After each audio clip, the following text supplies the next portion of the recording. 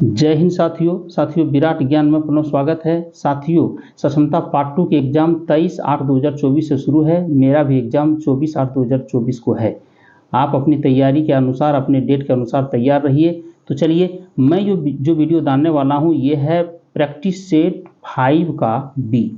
Practice set 5 का ए मैंने डाला था जिसमें सिर्फ भाषा से संबंधित डाला था। ये यहाँ पे मैथमेटिक्स का मैं लेने वाला हूँ। जनरल स्टडीज भी रहेगा और मैथमेटिक्स भी रहेगा। चलिए शुरू करता हूँ। पहला जो 31 नंबर का सवाल है साथियों, ये देख लीजिए। कह रहा है निम्नलिखित को हल करें। 1 to the power 3 + 2 to the power 3 + 3 to the power 3 + ... 8 to the power 3 to the power क्या है -5/2। देखिए साथियों ये क्या है a³ b³ है ना। 1³ + 2³ + 3³ ... ये है। तो इसका सूत्र क्या होता है? सूत्र होता है n × n + 1/2 का होल स्क्वायर। तो यहाँ देखिए n का मान क्या होगा, 8 तक गया है तो इसका मतलब n का मान 8 हो जाएगा। क्या हो जाएगा? यहाँ पे n की जगह पर 8 रखिए तो 8 × 8 + 1/2 का होल स्क्वायर हो जाएगा। तो देखिए 2 से कटा दीजिए, कितना होगा 4, और ये 8 + 1 9 हो जाएगा। अर्थात कितना, इधर आइए यहाँ पे ले लेते हैं। तो ये 4 × 9 टू द पावर, देखिए ये चलते रहेगा, आपका स्क्वायर है उसके हॉल में। देखिए यहीं पे हमको देना था कितना है -5/2। यहाँ भी देखिए आइएगा तो यहाँ भी क्या हो जाएगा, यहाँ भी होगा हॉल में -5/2। यहाँ भी होगा, स्क्वायर तो है और उसके गुने में होगा -5/2। तो 2 कैंसिल हो गया, ये 2 कैंसिल हो गया। अब कितना हो गया 9 चौक 36, अर्थात 36 टू द पावर -5 है ना। लेकिन यहाँ पे दिया हुआ क्या 10 टू पावर 3 या कौन सा होगा। तो चलिए इसको और कैलकुलेशन कर लेते हैं। तो देखिए इसको कर सकते हैं आप 6 टू द पावर 6 स्क्वायर है ना। 6 टू द पावर कितना है 2 और उसके बाद इंटू -5, तो कितना हो जाएगा 6 टू द पावर 5 दूना -10 हो जाएगा। अर्थात आपका हो जाएगा बी ऑप्शन, सी ऑप्शन बिल्कुल राइट होगा। C option 6 to the power -10। आइए 6 टू द पावर -10 इसको लगा लीजिए, थोड़ा सा साफ करके लगा लेते हैं। 6 टू द पावर -10 यही आएगा। आइए साथियों जैसा कैलकुलेटिव रहेगा क्वेश्चन कैलकुलेटिव रहेगा। आइए देखिए निम्नलिखित में से कौन सी संख्या को 4 to the power 61 + 4 to the power 62 + 4 to the power 63 + 4 to the power 64 को पूर्णतः विभाजित करेगी। तो सभी साथियों 4 टू द पावर 61 को कॉमन ले लीजिए। 4 टू द पावर 61 को कॉमन लीजिएगा, ये तो पूरा निकल गया, बचा कितना यहाँ 1। और यहाँ देखिए 4 टू द पावर 61 ले लिए तो एक 1 बचा हुआ रह गया, इसका मतलब 4 बचल है, प्लस यहाँ 2 बचल है 4 टू द पावर 2, इसका मतलब 16 है ये। अब प्लस यहाँ 4 टू द पावर 3 बचा हुआ है, चूँकि 61 तो ले लिए तो है 64, तो 3 बचा है 4 टू द पावर 3, तो ये 4 16 चौका 64 हो जाएगा। 4 16 चौका 64 हो जाएगा। अब इसको जब जोड़िएगा तो ये देखिए 4 टू द पावर 61 इंटू 1 और 4 5, 5 और 16 कितना हो गया 21, 21 और 64, अर्थात इसका मतलब 85 होगा। आइए 85 किससे विभाजित है ये क्लियर नहीं हो पा रहा है। 85 किससे विभाजित है ये क्लियर नहीं हो पा रहा है। तब क्या करेंगे यहाँ 460 रखिए है ना, ये 4 टू द पावर 60 रखिए इंटू यहाँ पे 4 पर 1 अर्थात 4 आएगा इंटू 85, इन दोनों को गुना कीजिए है ना। तो ये 4 × 5 = 20, 8 चौक 32 और 2 34, 340 आ गया। 4 टू द पावर 60 इंटू 340। 340 किससे विभाजित है 10 से तो जरूर है। देखिए यहाँ 0 है ना, जब किसी भी संख्या पर 0 रहे तो 10 से विभाजित होता है, इसलिए बी ऑप्शन हो जाएगा। आइए ये सवाल देखिए √3 + √11 स्क्वायर एक है प्राकृत संख्या, पूर्ण संख्या, अपरिमेय संख्या, परिमेय संख्या। अपरिमेय की अगर यदि रूट में कोई चीज़ है 2 × 3, रूट में अगर 5 है, रूट में 7 है, किसी भी संख्या में प्लस या माइनस या गुना में, तो जानिए अपरिमेय संख्या करके देखिए। स्क्वायर में है तो क्या हो जाएगा a² √3 का whole square plus 2ab 2 × 3 × 11, 2ab हो गया। ये 3 × 11 लीजिएगा तो अलगो रहेगा, तो एक ही बात हुआ है ना, एक ही बात हुआ। चलिए 2 × अब प्लस √11 का होल स्क्वायर, तो कितना हो गया 3 हुआ, अब प्लस 2√33 अब प्लस 11, तो 11 और 3 कितना हो गया 14 + 2√33। इसका मतलब देखिए रूट इसमें लगा हुआ है, प्लस के साथ रूट लगा हुआ है, तो अपरिमेय संख्या हुआ। सी ऑप्शन हो जाएगा। आइए सी ऑप्शन हो जाएगा। चलिए निम्नलिखित में से किसमें शांत दशमलव निरूपित है। किसमें शांत दशमलव, देखिए 4⁻1/9, 9 और 37 इसमें शांत नहीं होगा, भाग दीजिएगा, पॉइंट रहले रहेगा। जिस संख्या के हर में 5 और 2, देखिए 5 यहाँ है, 5 और 2 रहे वही शांत होता है। जैसे मान लीजिए 5, जैसे मान लीजिए 35/5, तो निश्चित है 7 आएगा। 1/5, तो इसको कटाइएगा तो 0.2 आएगा। अर्थात जिसमें 5 और 2 अगर हर में रहे तो इसमें हर में क्या है, 5 है, इसलिए सी ऑप्शन है, यही शांत होगा, दूसरा कोई भी शांत नहीं होगा। आइए, ये 10th क्लास का सवाल है। 200 से कम किससे सबसे बड़ी अभाज्य संख्या कौन सी? अभाज्य संख्या है क्या? Prime number. What is prime number? The number which has only 2 factors itself and 1। जैसे कोई भी संख्या 5, इसको कौन भाग दे सकता है? 1 गुने 5, देखिए 7, तो 1 गुना 7, यही फैक्टर है। लेकिन 8 देखिए, 8 में क्या हो जाएगा? 1 × 2 × 2 × 2, तो यहाँ देखिए 3, 1 2 3 4, इसका 4 फैक्टर, ये नहीं है प्राइम नंबर। तो इसमें प्राइम नंबर कौन सा है जो कि 200 से छोटी और सबसे बड़ी है? तो 199 होगा। इसको करके देखिए, 199 को कोई भाग नहीं दे सकेगा, 1 गुना 199, अर्थात 1 के अलावे इसको 199 ही भाग दे सकता है, बीच में कोई नहीं भाग दे सकता, इसलिए ये ऑप्शन होगा। आइए, यहाँ कह रहा है कि a = 9, b = -5, c = -4, तो थोड़ा सा नीचे करके देख लेते हैं। हाँ, तो कह रहा है AQ, BQ और CQ का मान निकालिए। AQ, BQ और CQ का मान निकालिए, इसमें जो है सो आपको निकालना है। तो सबका वैल्यू अगर पुट कर दीजिएगा, इसमें सबका वैल्यू पुट कर दिएगा, यदि मल्टीप्लाई जोड़ कीजिएगा तो आपके पास जो वैल्यू है वो आ जाएगा।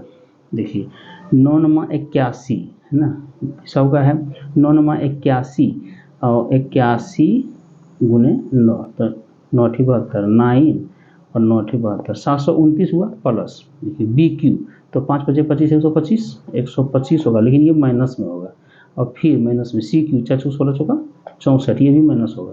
तो देखिए 729 तो प्लस में है, लेकिन ये दोनों माइनस में जोड़ दीजिए, 5 और 4 9, और ये 2 6 8, 189 है ना, 189 घटाइए इसको, 9 में 9 गया 0, उसके बाद ये 12 में 8 गया 4, ठीक है, ये 6/6 में 5, 540 आ रहा है, तो ये सी ऑप्शन हो जाएगा। बहुत आसान है, सी ऑप्शन हो जाएगा।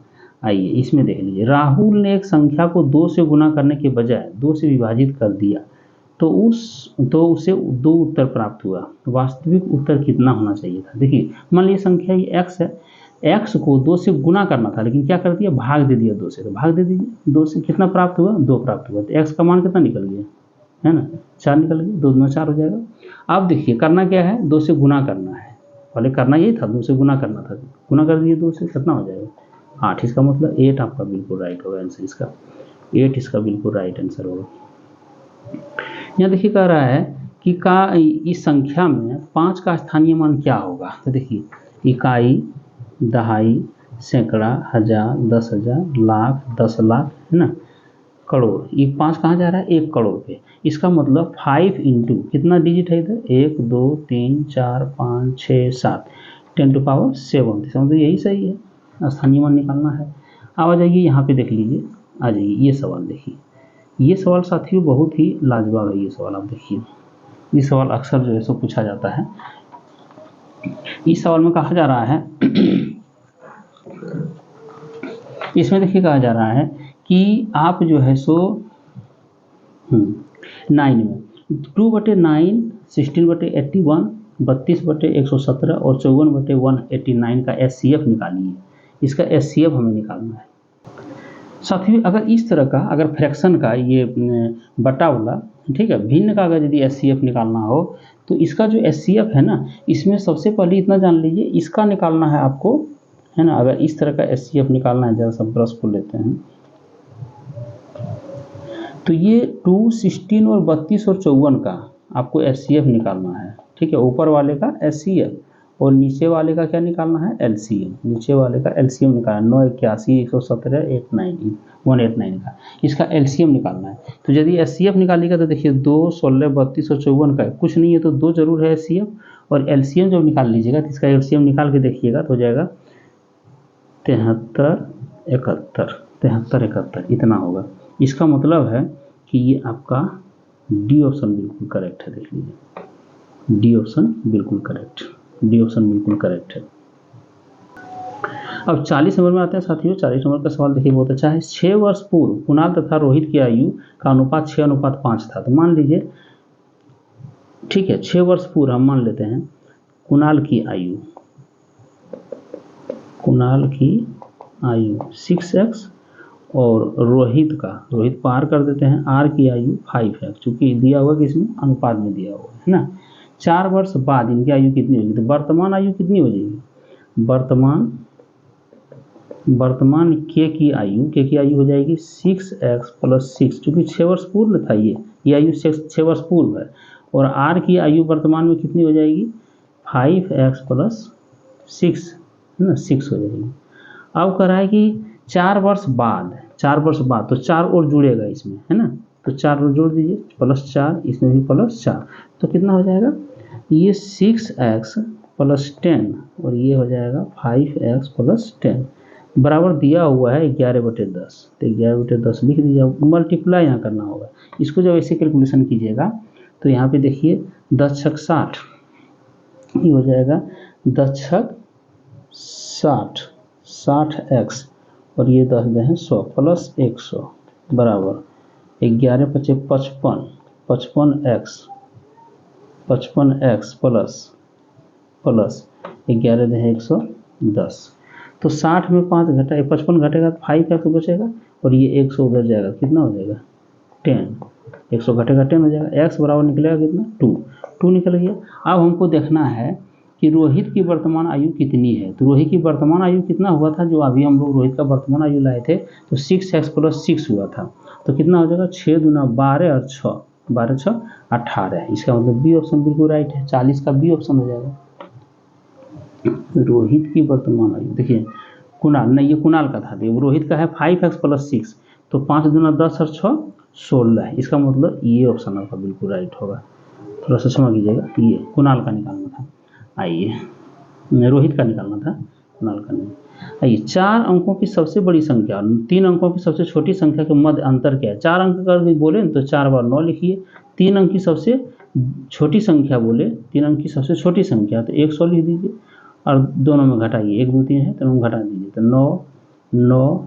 9 में 1 गया तो 8, 9899 ये ऑप्शन होगा। आइए अगला कह रहा है, देखिए अगला सवाल है, पी के किस मान के लिए निम्न समीकरण का केवल एक ही हल होगा? पी के किस मान के लिए? आइए, तो ये समीकरण है और ये समीकरण एक ही जो हल होगा तो उसका ये होता है a1/a2 ≠ b1/b2। तो यहाँ पे देखिए a1 क्या है? 2, तो वैल्यू रखिए 2 इसमें 2 बराबर नहीं है कितना? 3/p। तो p = 2 कैंसिल, तो p ≠ 3। देखिए कहाँ होगा? p का मान 3 के अतिरिक्त कोई भी संख्या है, सही है, मैंने p 3 नहीं हो सकता, उसके बाद कोई भी संख्या हो जाएगा। आइए अगले सवाल लेते हैं साथियों। देखिए ये सवाल है, निम्नलिखित को हल कीजिए। दिया हुआ है x - 1/x बराबर 3 दे लें। चलिए बराबर 3 दे लें, तो हम एक निकालना है x³ - 1/x³, तो इसको q कर दीजिए, तो बराबर कीजिएगा तो क्या हो जाएगा? a³ अर्थात x³ - 3 × ab है ना। तो ab अगर कीजिएगा तो x × 1/x, ये दोनों कट जाएगा, इंटू ये x - 1/x इतना होगा, और प्लस माइनस में होगा b³, ठीक है, 1/x का होल क्यूब कितना हो गया? बराबर में इसका q जब कर रहे हैं तो 3 का भी q करना होगा, 3 3 होती है 27। चलिए 27 हो गया। अब देखिए यहाँ पे हमको लाना है तो x³ - 1/x³ इतना तो आ गया, x³ ये आया और -1/x³ ये पूरा आ गया। अब बचल कितना रह गया? 3 × बचल रह गया -3 × x - 1/x, ये देखिए ये बचा हुआ है, तो 3 × x - 1/x बराबर कितना है? 3 है, तो 3 हो जाएगा, बराबर कितना है? 27। तो 3 3 9, ये माइनस में है, इस पर जाएगा प्लस हो जाएगा, तो कितना हो जाएगा? 27 + 9 बराबर 36, अर्थात कितना हो जाएगा? 36। सी ऑप्शन होगा। थोड़ा सा कठिन परिश्रम करना पड़ेगा, हम थोड़ा बना रहे हैं अपने ढंग से। एक आयत का क्षेत्रफल 300 सेंटीमीटर² है, इसके विकर्ण की लंबाई 5 सेंटीमीटर है। आयत का परिमाप सेंटीमीटर में ज्ञात कीजिए। देखिए एक आयत है, इसका जो है क्षेत्रफल वो दिया हुआ है, जैसे लंबाई चौड़ाई जितनी होगी थी, क्षेत्रफल 300 सेंटीमीटर स्क्वायर दिया हुआ है। अब कह रहा है कि विकर्ण की लंबाई 5 सेंटीमीटर है। देखिए ये दे रहा है आपका विकर्ण जो है ये 5 सेंटीमीटर लंबी दी है, तो विकर्ण की लंबाई आपके पास 5 सेंटीमीटर दिया हुआ है। अब इसमें करना क्या है आपको, देखिए विकर्ण बराबर होता क्या है, विकर्ण बराबर होता है आयत की लंबाई अगर यदि L और चौड़ाई B लेते हैं तो विकर्ण बराबर होता है √L square plus B square. चूँकि यहाँ 90 डिग्री का है, पाइथागोरस थ्योरम से चलेगा, इतना है। और इतना बराबर दिया हुआ है 5, इतना बराबर 5 दिया हुआ है। अब जरा सा गौर कीजिए इसको, हम ये आप देख लीजिए, आयत का परिमाप निकालिए। आयत का परिमाप बराबर होता है 2 इंटू लंबाई प्लस चौड़ाई, 2 इंटू लंबाई प्लस चौड़ाई। अब जरा सा यहाँ एक चीज़ हम कर सकते हैं, जैसे गौर कीजिए तो बराबर 2 इंटू लंबाई प्लस चौड़ाई को L प्लस B का होल स्क्वायर कर दीजिए, L प्लस B का होल स्क्वायर। तो देखिए क्या हो जाएगा, यहाँ 2 है तो 2 होगा और रूट अंडर तोड़ दीजिए इसको, L square plus B square plus 2LB। अब देखिए फिर इसको कीजिए 2 इंटू, तो L square plus B square बराबर तो दिया हुआ है हमारे पास, L square plus B square, तो ये हो जाएगा कितना 25, इसको तोड़ देंगे स्क्वायर कर देंगे तो ये 25 हो जाएगा। ये 25 प्लस 2 इंटू और L और B 2 इंटू यहाँ पे हमारे पास क्षेत्रफल दिया हुआ है, L इंटू B कितना दिया है, L गुना B बराबर 300 सेंटीमीटर स्क्वायर दिया हुआ है, तो हो जाएगा 300। तो कितना हो गया, 3 गुना 600 और 25, तो हो गया 625, 2√625। तो कितना निकलेगा, 2 इंटू 625 का होता है 25, तो निकला कितना 50। इसका मतलब ये हमारा जो है परिमाण 50 सेंटीमीटर आ गया। तो कितना हो जाएगा 50, ये ऑप्शन हो जाएगा। थोड़ा सा कैलकुलेटिव है लेकिन चाहिएगा तो बन जाएगा सर, कोई दिक्कत नहीं है। उस त्रिभुज का क्षेत्रफल ज्ञात कीजिए जिसकी भुजाएं 12 सेंटीमीटर, 14 सेंटीमीटर, 16 सेंटीमीटर। ये तो वही निकलेगा साथियों, S into S minus A into S minus B into S minus C पर निकलेगा। ये जो है सो आपका निकलेगा हीरो फार्मूला पर। तो पहले सबसे पहले सब कुछ जोड़िए, S बराबर निकाल लीजिए, A plus B plus C बटा 2 होता है, सब कुछ जोड़िए, 12 और 14 26 और 16, 26 10 36 और 6 42 हो जाएगा। तो 42 बटा 2 कितना निकलेगा 21 आ जाएगा ये। और 21 जब आया तो इसका इस सूत्र में बैठाइएगा तो रूट अंडर क्या हो जाएगा, 21 into 21 minus 12 into 21 minus 14 into 21 minus 16, इतना हो जाएगा। तो इसको जो कैलकुलेटिव कीजिएगा तो ये घट करके आ जाएगा 21 गुना 9 और गुने 7 गुना 5, ये रूट में रहेगा, ठीक है। इसको अगर निकाल लीजिएगा तो हो जाएगा रूट अंडर 441 गुना 5। 441 किसका होता है, 21 गुने, है ना, 21 रूट आपका जो है सो 441 गुना 15 है, तो 21 रूट अंडर 15 सेंटीमीटर आपका जो है मीटर स्क्वायर हो जाएगा। अर्थात कितना होगा 21 रूट 15 मीटर स्क्वायर, इसीलिए 45 का C ऑप्शन बिल्कुल राइट है। आइए ये देख लीजिए सवाल, आप थोड़ा सा आएगा ये साइंस का, कि किसी कोशिका में मौजूद सबसे बड़ी कोशिकांग कौन सा है, अंतःप्रदेश जालिका, नाभिक, गोल्जिकाय, माइटोकॉन्ड्रिया। साथियों नाभिक है, जैसे ये कोशिका है ना, तो कोशिका में आप देखेंगे कि नाभिक जो है सो अच्छा जगह, ये 10% भाग घेरता है, इसीलिए नाभिक होगा। वायवीय श्वसन क्या है, आणविक ऑक्सीजन के बिना श्वसन, ऑक्सीजन की उपस्थिति में श्वसन, गलफड़ों के माध्यम श्वसन, त्वचा के ऑक्सीजन की उपस्थिति में श्वसन, यही है वायवीय श्वसन। आइए निम्नलिखित में से किस रक्त समूह को सार्वभौमिक दाता के रूप में जाना जाता है। साथियों एक चीज जान लीजिए, ये तो O माइनस है, जान लीजिए A, B, AB और O, यही 4 प्रकार का ब्लड होता है, जिसमें कि ये जो है सो ये सर्वदाता है और ये सर्वग्राही है, ये सर्वग्राही है। चलिए इसीलिए ये क्या हो जाएगा, सर्वग्राही क्या होगा, ये सर्वदाता क्या होगा O माइनस और सर्वग्राही होगा AB। आइए अगला सवाल है, देखिए अगला सवाल है साथियों, इसमें कह रहा है जब ध्वनि उत्पन्न करने वाला स्रोत ध्वनि से अधिक चाल से अधिक करता है तो वह हवा में आघात तरंगें उत्पन्न होती है। इन आघात तरंगों द्वारा निर्मित अत्यंत तीखी और तेज ध्वनि क्या कहलाती है, सोनिक बूम कहलाती है। ये क्या कहलाती है, सोनिक बूम। आइए अगला सवाल, कौन सी ग्रंथि केवल यौवन तक सक्रिय रहती है, पीनियल, पिट्यूटरी, थाइमस, अधश्वेतक, ये थाइमस है जो कि हमारे यौवन तक ही रहती है, ये जो बुढ़ापा आती है तो ये समाप्त हो जाती है। ये थाइमस आपका क्या है, थाइमस ग्रंथि बुढ़ापा आने के बाद समाप्त हो जाती है, ये यौवन तक ही रहती है।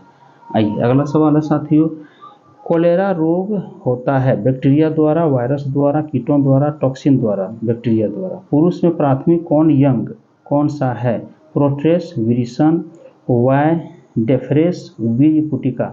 विरिसन है जिसको हाइड्रोसिल बोलते हैं, उसी से चूंकि वीर्य का जो है सो वहीं पे बनना तैयार होता है, इसलिए। चलिए अगला है, इसमें कह रहा है थोड़ा सा क्या नंबर का है देख लेते हैं, हाँ 53 नंबर का है। देखिए कह रहा है सर्दियों में ऊनी वस्त्र हमें गर्म रखते हैं, ऊन के उष्मारोधी होने के कारण हैं। देखिए ऊनी रेशे आपस में कसकर जुड़े रहते हैं, ये गलत है। ऊनी रेशों के बीच वायु फंसी रहती है, ट्रैप होती है, ये वायु उष्मारोधी है, सही है, ये बी ऑप्शन सही है। जो ऊनी कपड़े हैं स्वेटर, उसमें आप देखिएगा वो थोड़ा सा ढीला ढाला भी लगेगा, लेकिन नहीं, उसके बीच में वायु फंस जाती है और वायु उष्मा का कुछ अलग होता है, इसलिए हमें गर्मी महसूस होती है। आइए ये सवाल का देख लीजिए, मानव पोषण के संदर्भ में स्वांगीकरण का अर्थ है पचा हुआ भोजन का क्षुद्रांत की भित्ति में अवशोषित होना और रुधिर वाहिकाओं में प्रवेश करना। देखिए अवशोषित पदार्थों का शरीर के विभिन्न अंगों में स्थानांतरित नहीं, ये भी नहीं है। पचा हुआ पदार्थ शरीर में जटिल पदार्थों को बनाने में उपयोग होना, सी ऑप्शन बिल्कुल है। पचा हुआ पदार्थ शरीर में जटिल पदार्थों का बनाने में उपयोग होना। आइए अगला सवाल है साथियों, देख लीजिए, अवतल लेंस के मुख्य फोकस पर मिलती हुई प्रतीत होने वाली प्रकाश किरण अपवर्तन के बाद निकलेगी बिना किसी विचलन के, वक्रता केंद्र से होकर, मुख्य फोकस से होकर, मुख्य फोकस समांतर, सी ऑप्शन हो जाएगा। देख लीजिए जैसे आप जब लेंस अपवर्तन होता है, ठीक है, तो ये किरण जैसे जाती है, ये तो देखिएगा ये सीधे पार करना चाहिए, लेकिन नहीं, ऐसे नहीं होगा, ठीक है, ऐसे पार कर जाती है, ठीक। आइए दंत चिकित्सक दांतों के आवर्धी प्रतिबिंब देखने के लिए किस प्रकार के दर्पणों का उपयोग करते हैं। ये अवतल दर्पण होगा, ये सब जानते हैं हम लोग, इसको याद कर लिए, क्वेश्चन बार बार आ जाता है। 57 नंबर सवाल देखिए, कॉन्ट्रेल अवक्षेपक का उपयोग किया जाता है धुएं से कार्बन कणों को अवक्षेपित करने में। धुएं से कार्बन कण है उसको अवक्षेपित करने के लिए इसका प्रयोग हम लोग करते हैं। आइए अगला सवाल है साथियों, देखिए अगला सवाल है 58 का, कणों के बीच आकर्षण बलों के बढ़ते क्रम में निम्नलिखित पदार्थों को व्यवस्थित करें। शर्करा, दूध, हाइड्रोजन नहीं, हाइड्रोजन शर्करा दूध नहीं, शर्करा हाइड्रोजन दूध, हाइड्रोजन दूध और शर्करा ये है। हाइड्रोजन से ज़्यादा ताकत कणों के बीच में आकर्षण बल इसमें है, दूध में, और उससे ज़्यादा शर्करा में, चीनी में है। आइए अगला सवाल लेते हैं, 59 नंबर का सवाल है साथियों। 59 का, अम्लीय विलयन में फिलामथेलिन का रंग कैसा होता है। ये रंगहीन होता है साथियों। किसी परमाणु के नाभिक में मौजूद प्रोटॉन न्यूट्रॉन की कुल संख्या को के रूप में जाना जाता है। ये केमिस्ट्री का सवाल है। परमाणु क्रमांक, एवोगाड्रो, द्रव्यमान संख्या, गॉस। ये द्रव्यमान संख्या, ये जो है नाभिक, यहाँ इलेक्ट्रॉन घूमता है, बीच में प्रोटॉन प्लस न्यूट्रॉन होता है, इसे ही द्रव्यमान संख्या कहते हैं। यही कारण है कि जैसे मान लीजिए हाइड्रोजन में तो न्यूट्रॉन है ही नहीं, हाइड्रोजन की परमाणु संख्या 1 है, तो इसी द्रव्यमान संख्या भी 1 है, लेकिन जिसमें न्यूट्रॉन होता है उसको टोटल जोड़ करके खड़ा करते हैं।